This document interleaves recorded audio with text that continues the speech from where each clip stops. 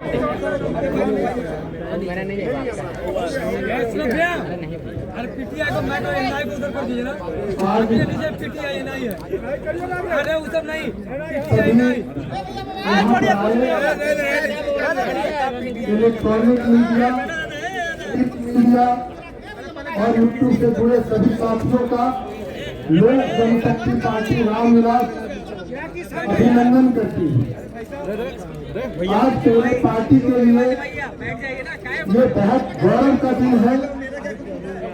बिहार विधानसभा के चुनाव के उपरांत लोक जनशक्ति पार्टी रामविलास ने नवनिर्वाचित 19 विधायक आए हैं। जीत करके सभी नवनिर्वाचित विधायकों का पार्टी के तरफ से अभिनंदन करते हैं।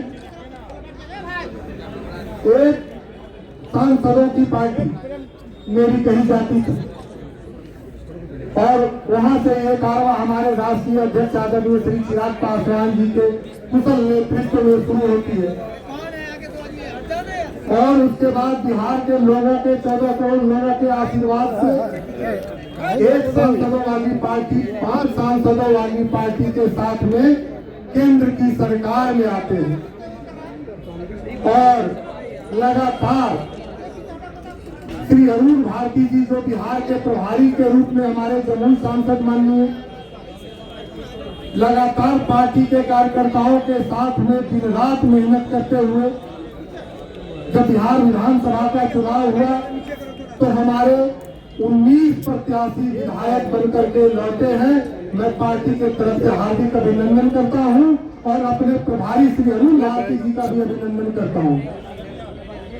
ये पार्टी इससे पहले मैं आपको लेकर के चलता हूं 19 विधायक यहाँ। उसके पहले हमारे प्रभारी श्री अरुण भारती जी को झारखंड का प्रभार मिला। श्री राजेश वर्मा जी भी वहाँ पे प्रभारी के रूप में रहे। एक सीट मिली हमारी पार्टी को, वहाँ पर भी हमारे जीत दर्ज की। उसके पहले नागालैंड में हमारी पार्टी के 2 विधायक जीते हुए हैं। तो ये इतना खुशनुमा माहौल जब से राष्ट्रीय अध्यक्ष जी ने एक विपरीत परिस्थिति को अनुकूल बनाने में जो आप लोगों के सहयोग से और बिहार के लोगों के और देश के आशीर्वाद से स्थापित किया है, मैं उसके लिए पार्टी के तरफ से अपने राष्ट्रीय अध्यक्ष जी का भी अभिनंदन करता हूं। आज नवनिर्वाचित विधायकों की बैठक मित्रों पार्टी के कार्यालय में हुई। इसमें सभी विधायकों ने अपने विधायक दल का नेता का भी चयन किया।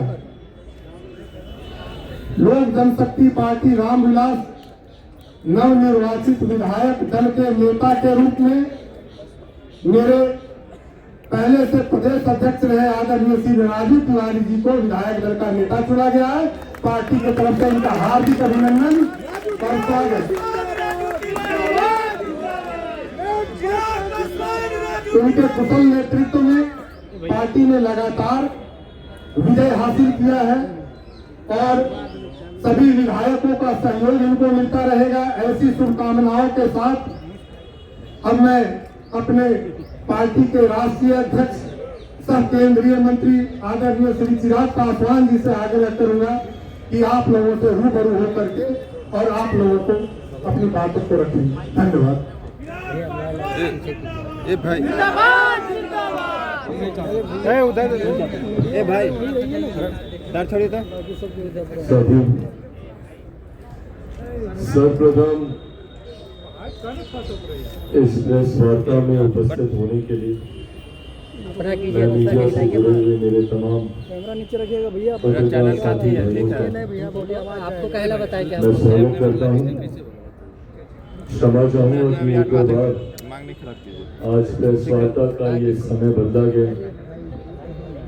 कुछ ऐसे कार्यक्रम जुड़े जो पूर्व निर्धारित नहीं थे। सुबह मुख्यमंत्री जी से मुलाकात का समय हुआ। लोक जनशक्ति पार्टी रामविलास का प्रतिनिधि मंडल मुख्यमंत्री जी से मुलाकात कर उनको विधिवत तौर पर जिस तरीके से उनके नेतृत्व में एनडीए गठबंधन ने चुनाव लड़ने का काम किया उसके लिए हम सब ने मिलकर उनको बधाई दी।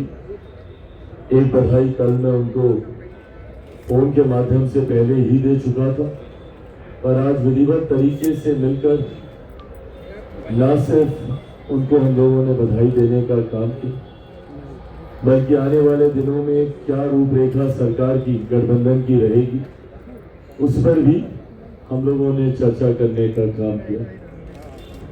आज जब यहाँ सबके सामने आपसे रूबरू हो रहा हूं और एक ऐसे कार्यालय में जिस कार्यालय से मेरे नेता, मेरे पिता आदरणीय रामविलास पासवान जी की पुरानी यादें जुड़ी हुई हैं, आज मुझे इस बात की खुशी है, इस बात का गर्व है कि आज कहीं ना कहीं हमारी पार्टी ने अपनी मेहनत, अपने परिश्रम से, कार्यकर्ताओं के मेहनत परिश्रम से आज पार्टी ने अपने आप को उस मुकाम तक लेकर जाने का काम किया जो सोच मेरे नेता आदरणीय रामविलास पासवान जी की रही। सन 2000 में जब से पार्टी का गठन हुआ तब से लेकर अभी तक ये दूसरा पार्टी का सबसे बेहतरीन प्रदर्शन रहा।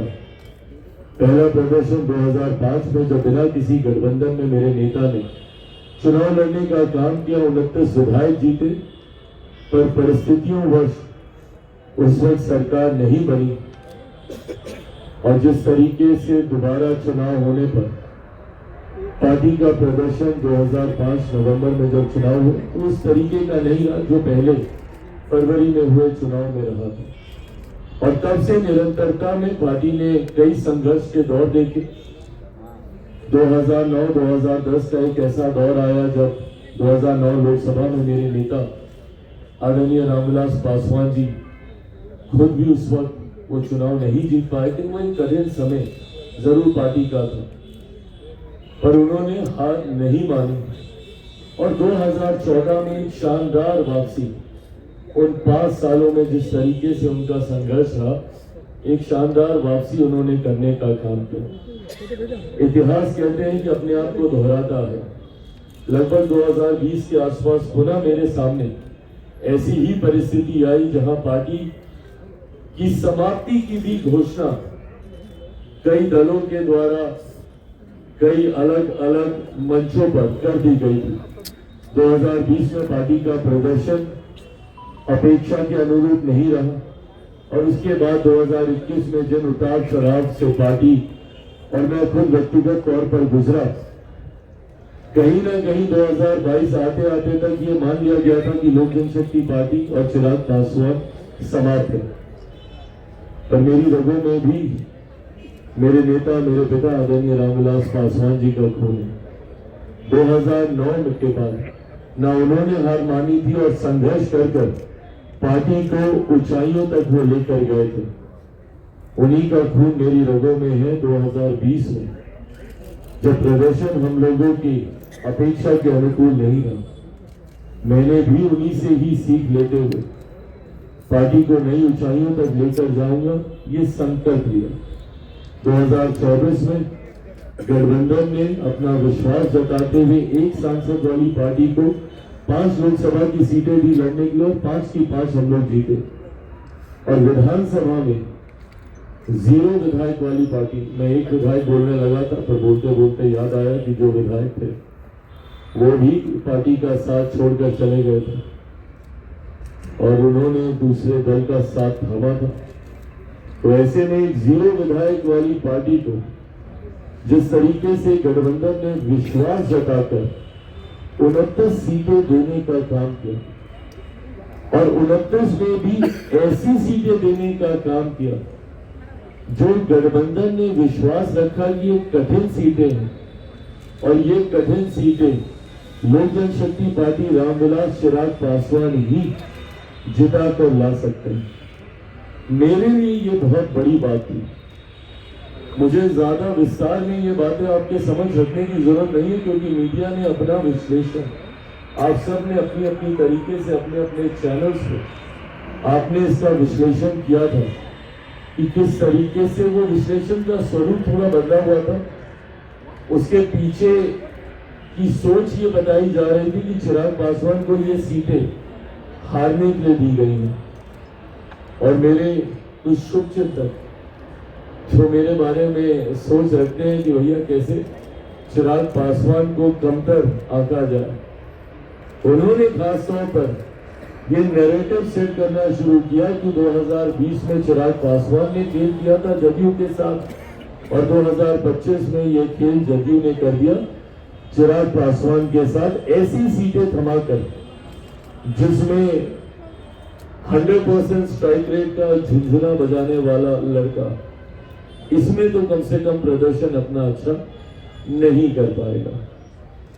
और थ्रू आउट द इलेक्शन, पूरे चुनाव प्रचार के दौरान ये नैरेटिव सेट करने का प्रयास किया गया कि जदयू और लोजपा में दरारें हैं, ये दरारें भरी नहीं गई हैं, अब चिराग पासवान से बदला लेने का समय आ गया और अब चिराग अगर 4-5 सीटें भी इसमें से जीत जाएंगे तो बहुत बड़ी बात होगी।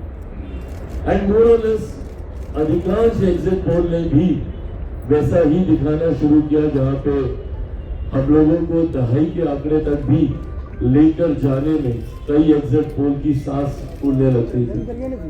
बहरहाल मैंने हमेशा इस बात को मैंने कहा कि मैंने चुनाव सर्वे के आधार पर नहीं, मैंने हमेशा चुनाव अपनी मेहनत के आधार पर लड़ने का काम किया। परिणाम मैंने ये सोचकर नहीं कि एग्जिट पोल मुझे क्या दिखाएंगे, परिणाम बिहार की जनता मुझे क्या देगी, ये सोचकर मैंने चुनाव लड़ने का काम किया। चिराग पासवान जिंदाबाद।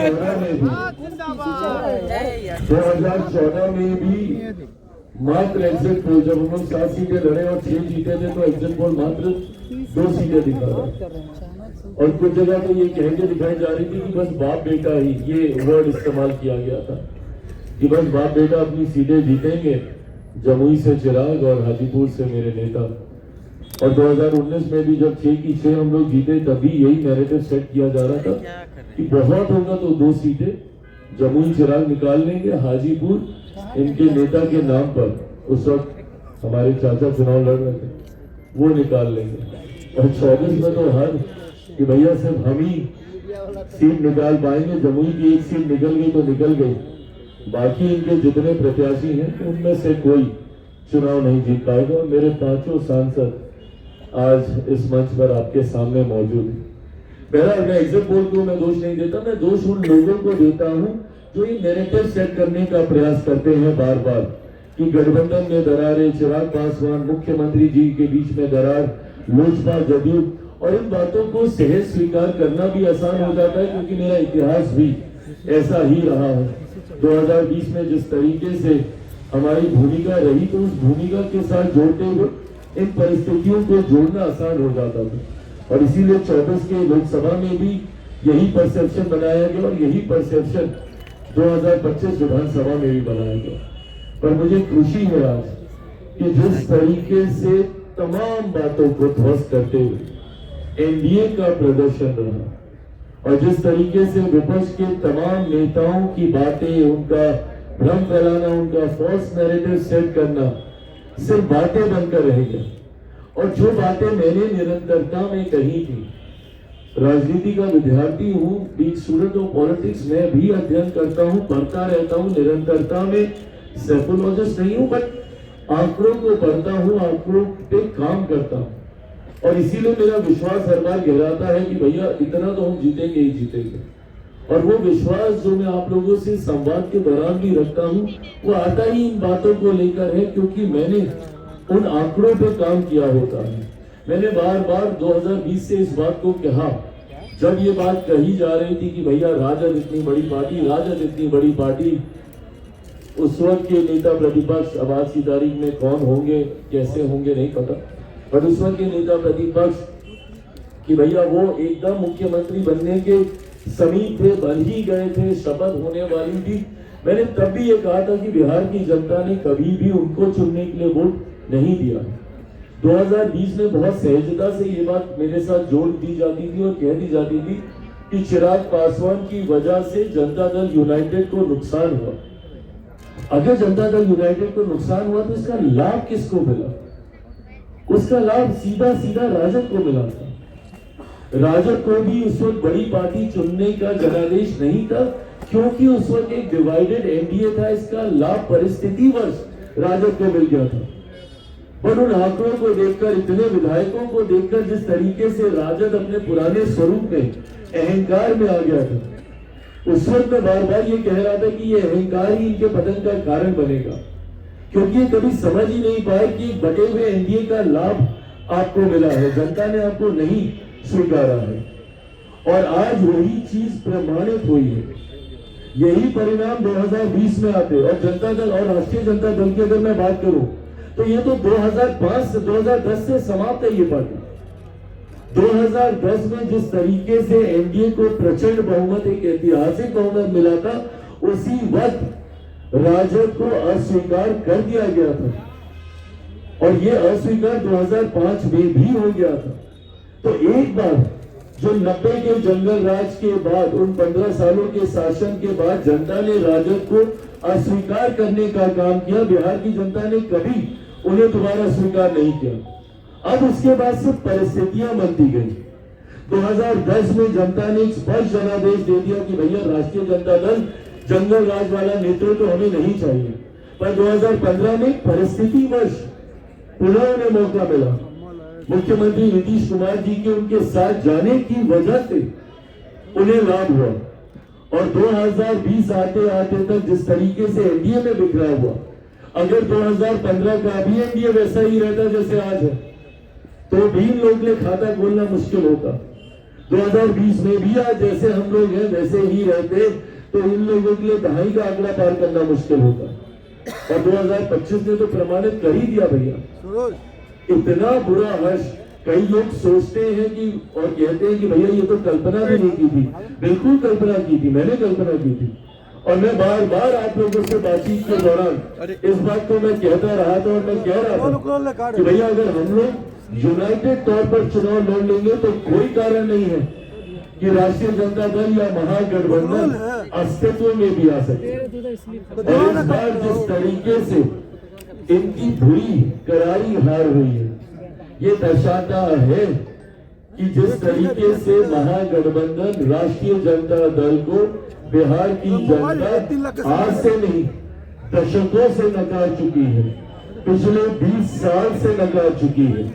ये सिर्फ एक भ्रम बना हुआ है, और इस बार तो भ्रम यहां तक टूटा कि जिस एमवाई समीकरण की ये लोग बात करते थे, इस बार तो वो एमवाई समीकरण तक ध्वस्त हुआ है। और इस बार कई ऐसे एम हैं एक बड़ी संख्या में जिन्होंने हम लोगों का साथ देने का काम किया, जो मुख्य धारा के साथ जुड़ना चाहते हैं, और कई ऐसे वाई के साथी भी हैं जो इस बात को समझ गए भैया कि वाई का मतलब सिर्फ एक परिवार है महागठबंधन में। वाई का मतलब मुख्यमंत्री भी मैं, मेरे जेल जाने के बाद मेरी अर्धांगिनी, अगली पीढ़ी आएगी तो मेरा बेटा, सांसद बनने की बात आएगी तो मेरी बेटी, कोई भी लाभ मिलने की बात होगी तो मेरा परिवार। तो वाई भी इस बात को अच्छी तरीके से समझ गया। आज इसी समाज से आने वाले मेरे कई विधायक आप सबके पीछे यहाँ पर मौजूद हैं। तो ऐसे में चुनाव पहले दिन से ही स्पष्ट था कि जिस एकजुटता के साथ एनडीए चुनाव लड़ रहा था, जहां पर बात से विकास की हो रही थी, जहां पर बात डबल इंजन से मिलने वाले लाभ की हो रही थी, जहां पे बात मेरे प्रधानमंत्री के सोच की हो रही थी, जहां पे बात मुख्यमंत्री नीतीश कुमार जी के अनुभव की हो रही थी, जहां पे बात बिहारी फर्स्ट की हो रही थी, जहां पे एनडीए घटक दलों की एकजुटता की बात हो रही थी, तो वहीं दूसरी तरफ महागठबंधन के अहंकार की बात हो रही थी, एक दूसरे को सम्मान न देने की बात हो रही थी। आप बताइए भैया ये कौन सहज स्वीकार करेगा कि इतनी माथा पच्ची के बाद, हाथ पांव जोड़ने के बाद, एक दूसरे को आंख दिखाने के बाद तो अपने मुख्यमंत्री के चेहरे पे सहमति दी। अगर ये सहमति कभी पहले ही थी तो राहुल जी तो भूल के गए थे ना भैया बिहार, उस वक्त घोषणा कर देते उनके चेहरे पर किस तरीके से उनको डराना धमकाना पड़ा, तब जाके वो चेहरे की घोषणा हुई। और एक और जो उप मुख्यमंत्री बनने के लिए भैया पूरी पार्टी को ही उन्होंने स्वाहा कर दिया, और उस पर भी अहंकार उस गठबंधन का देखे कि जनादेश अभी तक आया नहीं था, और 18 तारीख को हम शपथ लेंगे, 18 तारीख को हम शपथ लेंगे। ये लोकतंत्र की भाषा नहीं है, ये अहंकार की भाषा है, ये तानाशाही की भाषा है। और जिसको 90 के दशक के बाद जनता ने नकारा तो आज तक उन्होंने कभी स्वीकारा नहीं। आज के बाद राष्ट्रीय जनता दल जिस तरीके से ये सांप्रदायिकता जातीयता का प्रतीक बन चुका था, एमवाई समीकरण, और कल मुझे खुशी हुई कि जिस बिहार पर बिहारी फर्स्ट की सोच को मेरे प्रधानमंत्री जी ने भी मजबूती से बढ़ाने का काम किया। जिस बात को मैंने हर मन से कहा कि सही मायनों में बिहार में कोई एमवाई समीकरण है तो उस एम में देश की ही नहीं दुनिया की आधी आबादी का प्रतिनिधित्व करने वाली महिलाएं हैं, तो उस वाई में मेरे प्रदेश की ही नहीं देश की सबसे बड़ी आबादी युवाओं की है। ये है सही मायनों में एमवाई का समीकरण। कल प्रधानमंत्री जी ने भी इस बात को मजबूती से कहने का काम किया। इस एमवाई समीकरण के साथ आने वाले दिनों में हमारी सरकार कार्य करने का काम करेगी, जहां पे जात पात धर्म मजहब से उठकर एक समावेश की सोच के साथ, जिसमें बिहार फर्स्ट बिहारी फर्स्ट का मजबूत समर्थन आप सबको देखने को मिलेगा। मेरे प्रधानमंत्री के सोच वाली सरकार, मुख्यमंत्री नीतीश कुमार जी के अनुभव वाली सरकार, बिहार फर्स्ट बिहारी फर्स्ट के समर्थन वाली सरकार आने वाले दिनों में आप सबको देखने को मिलेगी। मैं ये मानता हूँ कि अगले 5 साल बिहार के लिए एक स्वर्णिम काल के तौर पर होंगे। पिछले साल सवा साल में हम सब ने अनुभव किया कि कैसे मेरे प्रधानमंत्री के लिए बिहार प्राथमिकता है। देश का प्रधानमंत्री साल भर के भीतर 12-13 बार बिहार आते हैं। चुनाव प्रचार को जिस तरीके से उन्होंने लीड करने का काम किया, जिस तरीके से हर दूसरे दिन बिहार आकर उन्होंने यहाँ पे प्रचार करने का काम किया, ऐसे में परिणामों के बाद जहां मैं बिहार की जनता का धन्यवाद करता हूँ कि सही समय पे लिया गया सही फैसला। आज की तारीख में बिहार में जरूरत है इस डबल इंजन की सरकार की, तो वहीं मैं मेरे प्रधानमंत्री का धन्यवाद करता हूँ जितनी मेहनत उन्होंने चुनाव प्रचार में करने का काम किया। हर दूसरे दिन बिहार आकर जिस तरीके से उन्होंने बिहारियों में ये विश्वास दिलाने का काम किया, चुनाव से पहले भी जिस तरीके से निरंतरता में बिहार आकर लाखों करोड़ों की परियोजनाओं को बिहार बिहारियों के लिए समर्पित करने का काम किया, न सिर्फ शुभारंभ किया बल्कि उद्घाटन कर बिहारियों को उन योजनाओं को समर्पित करने का काम किया। इन चीजों ने विश्वास बढ़ाया बिहारियों के मन में। और जिस तरीके से मुख्यमंत्री नीतीश कुमार जी ने इस पूरे चुनाव कैंपेन को लीड करने का काम किया, कल मैंने फोन के माध्यम से तो उनको बधाई दिया, व्यक्तिगत मुलाकात में भी मैंने मुख्यमंत्री जी को बधाई देने का काम किया। जिस तरीके से उनके ऊपर व्यक्तिगत आरोप लगाए गए, जिस तरीके से उनके स्वास्थ्य को लेकर बार बार विपक्ष के द्वारा टिप्पणी की गई, मुख्यमंत्री जी ने करके दिखाया कि आप जितना उनके ऊपर प्रहार कीजिएगा वो उतने ही मजबूत होकर बाहर निकलेंगे। न सिर्फ उन्होंने चुनाव कैंपेन को लीड किया बल्कि विपरीत परिस्थितियों में जब बिहार के दूसरे तथाकथित युवा नेता कमरे में बैठे हुए थे क्योंकि मौसम खराब है तो फोन पे भाषण दे रहे थे, उस वक्त मेरे मुख्यमंत्री गाड़ी से जा जाकर वो प्रचार कर रहे थे। जितनी सभाएं उन्होंने की, उन्होंने करके दिखाया कि भैया उनके अंदर आज भी वो क्षमता है और इन्हीं बातों पर विश्वास किया। जितने फॉल्स नैरेटिव विपक्ष ने गढ़ने का काम किया, मेरे प्रधानमंत्री के बारे में जो व्यक्तिगत टिप्पणी की, उनके बारे में जिस तरीके से उनकी मां को लेकर किसी भी मंच पर वोट के लिए ये नाचने लगेंगे, इन बातों को लेकर कभी चौकीदार चोर है तो आज वोट चोरी की बात कहते हैं। जितने व्यक्तिगत प्रहार उनके ऊपर हुए उतना ज्यादा हमारा गठबंधन मजबूत हो। बिहार बिहारी मर्यादाओं के लिए जाने जाते हैं, अपनी सभ्यता के लिए जाने जाते हैं। ऐसी असभ्य भाषा कभी भी बिहारियों ने स्वीकार नहीं की है। ऐसे में एक बार फिर से इस असभ्यता को नकारने का काम किया गया बिहार की जनता के द्वारा। मैं बिहार की जनता का धन्यवाद करते हुए मेरे प्रधानमंत्री का धन्यवाद करता हूं। कल फोन पर भी उनसे बातचीत हुई, उनको जहां मैंने धन्यवाद दिया उनके परिश्रम के लिए, उनके द्वारा जिस तरीके से लोक जनशक्ति पार्टी रामविलास हमारी भूमिका को सराहने का काम किया गया, जिस तरीके से उन्होंने कहा कि हमारी एकजुटता ही इस परिणाम का कारण है। उनके ये शब्द मेरे लिए, मेरे तमाम नेताओं के लिए, मेरे तमाम विधायकों का मनोबल बढ़ाते हैं। आज जिस तरीके से सुबह केंद्रीय गृह मंत्री अमित शाह जी का फोन आया और उनकी जो एक अहम सक्रिय भूमिका बिहार विधानसभा चुनाव के दौरान रही, उन्होंने जिस तरीके से लोक जनशक्ति पार्टी रामविलास की भूमिका को सराहने का काम किया, मैं, मेरी पार्टी उनका भी धन्यवाद करती है। जिस तरीके से भारतीय जनता पार्टी के राष्ट्रीय अध्यक्ष जेपी नड्डा साहब जी, उनकी सक्रिय भूमिका रही, विभिन्न राज्यों से आए हुए भारतीय जनता पार्टी के मुख्यमंत्री, उनकी भूमिका रही, और एनडीए के तमाम हमारे घटक दल, उपेंद्र कुशवाहा जी हों, आदरणीय जीतन राम मांझी जी हों, हम लोगों के बीच भी दरार दिखाने के बहुत प्रयास किए गए, पर जिस सहजता से एक दूसरे की सीट पर जाकर हम लोगों ने प्रचार करके एक दूसरे के विधायकों को जिताने का काम किया। आज जब मुख्यमंत्री जी से मुलाकात हुई तो जिस मुस्कुराहट के साथ वो बता रहे थे कि ये देखिए हम वोट डालकर आए और हेलीकॉप्टर छाप पर हम वोट डालकर आए, ये दिखाता है इस एकजुटता को। जहां मुख्यमंत्री जी का वोट हेलीकॉप्टर पर गया और अरुण जी यहीं पर मौजूद है हमारे बख्तियारपुर से, हमारे विधायक, तो वहीं दूसरी तरफ हमारा वोट भी तीर छाप हो गया है। अलौली विधानसभा जहां से गठबंधन से जनता दल यूनाइटेड से तीर छाप पर सदा साहब चुनाव वहां से लड़ रहे थे अलौली विधानसभा में, तो रामचंद्र सदा साहब वहां से चुनाव लड़ रहे थे। ये दर्शाता है कि किस एकजुटता के साथ, और अगर ये नहीं होती तो ये परिणाम नहीं होते। इन बातों को आज मैं दोहरा इसीलिए रहा हूं क्योंकि थ्रू आउट हम लोगों के बीच में, मेरे मांझी जी को लेकर, अरे लोकसभा में मैं उनके साथ बैठता हूँ, उनसे संवाद करता हूँ, उम्र में बड़े हैं, आदरणीय हैं, अनुभवी हैं, उनसे सीखता हूँ। उपेंद्र जी को लेकर कि भैया महुआ की सीट को लेकर, ये महुआ के हमारे जॉइंट किलर यहाँ पे मौजूद है भैया संजय सिंह जी, ये वहां से जिस तरीके से इनकी जीत सुनिश्चित थी और जिस तरीके से विवाद को दर्शाने का काम किया गया, आज गठबंधन ने एकजुटता के साथ चुनाव लड़ने का काम किया।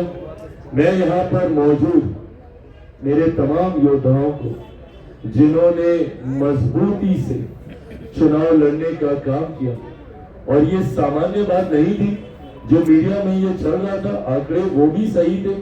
लगभग 19 में से 16 सीटें हम लोगों की ऐसी थी जो सिटिंग सीट नहीं थी, और उन 16 सीटों में से भी कई सीटें ऐसी थी जिसको हम लोग लंबे समय से हम लोगों ने नहीं जीता था, जो पिछले 5 साल ही नहीं, इससे पहले भी 2 सीटें तो ऐसी थी जो पिछले 15 साल से एनडीए नहीं जीता था। उसमें से 9 सीटें ऐसी थी जो पिछले 10 साल से एनडीए नहीं जीता था, और उसमें से 4 सीटें ऐसी थी जो पिछले चुनाव में एनडीए हार चुका था। ऐसे में गठबंधन ने ये विश्वास जताया, और ये बात केंद्रीय गृह मंत्री जी से जब हुई भी थी तो उन्होंने भी इस बात को कहा था कि आप में ये क्षमता है कि आप इसमें से अधिकांश सीटों को आप निकाल पाएंगे। महज 29 में से 3 सीटें ऐसी थी जो हमारी सिटिंग सीटें थी। न सिर्फ उन 3 सिटिंग सीटों को वापस जीतकर मैंने गठबंधन को देने का काम किया, बल्कि 16 ऐसी सीटें भी हमारे योद्धाओं ने जीतकर हमारे गठबंधन को देने का काम किया, जो न सिर्फ हमारी सिटिंग सीटें नहीं थी बल्कि 1 दशक, 1.5 दशक से वो हमारे गठबंधन के पास नहीं थी। तो ऐसे में लोक जनशक्ति पार्टी रामविलास ने हमेशा विपरीत परिस्थितियों में अपने आप को साबित करने का काम किया। मैं पार्टी के संगठन, पार्टी के हर एक नेता जिन्होंने मजबूती से पार्टी को चुनाव लड़वाने का काम किया, मैं बिहार प्रदेश के हमारे प्रभारी अरुण भारती जी का विशेष तौर पे मैं धन्यवाद करता हूं। इनकी एक अहम भूमिका रही रणनीति को लेकर, चुनाव के दौरान तालमेल को लेकर। मैं हमारे कार्यवाहक प्रदेश अध्यक्ष अशरफ अंसारी जी का मैं विशेष तौर पे मैं धन्यवाद करता हूं, जिस तरीके से इन्होंने पूरे चुनाव के दौरान अपने पद की गंभीरता को समझते हुए पार्टी के संगठन के माध्यम से हर प्रत्याशी को जिताने में अहम भूमिका निभाई। मैं मेरे तमाम सांसद, मैं वीना जी का मैं धन्यवाद करता हूं, जिस तरीके से जिस संभाग की जिम्मेदारी दी गई उसको इन्होंने निभाने का काम किया। मैं राजेश वर्मा जी का मैं धन्यवाद करता हूं, एक सह प्रभारी की भूमिका में मजबूती से जिस तरीके से संगठन को इन्होंने मजबूती देते हुए चुनाव में एक सक्रिय भूमिका निभाई। मैं शांभवी जी का मैं धन्यवाद देता हूं, जिस तरीके से इनकी भूमिका पार्टी के अलग अलग प्रत्याशियों की जीत को लेकर जो जिम्मेदारी दी गई थी उसको इन्होंने बखूबी निभाने का काम किया। मैं हमारे तमाम प्रवक्ताओं को, मुन्ना जी यहाँ पर मौजूद है राष्ट्रीय प्रवक्ता के तौर पर, उनका प्रदेश के हमारे तमाम जितने भी हमारे प्रवक्ता हैं, मीडिया के प्रभारी हैं, सबका मैं धन्यवाद देता हूँ। समय समय पर सही जानकारी आप सबके समक्ष उन्होंने रखने का काम किया। मैं हमारे युवा प्रकोष्ठ के हमारे प्रदेश अध्यक्ष वेद प्रकाश पांडे जी का धन्यवाद देता हूं, जिन्होंने अतिरिक्त प्रभार के तौर पर हमारी भूमिका का निर्वहन करने की जिम्मेदारी निभाने का काम किया। गठबंधन के साथ तालमेल बैठाकर कौन कितनी सभाएं, कैसे सभाएं, हमारे साथ प्रचार प्रसार में आना, ये एक बड़ी जिम्मेदारी इनके ऊपर थी। इसको बखूबी इन्होंने निभाने का काम किया। मैं हमारे तमाम निर्वाचित विधायकों का मैं विशेष तौर पर मैं धन्यवाद करता हूं, जिन्होंने एक बार सब लोग अपने अपने स्थान पर खड़े हो जाएं। मैं तमाम विधायकों को जहां मैं बधाई देता हूं, वही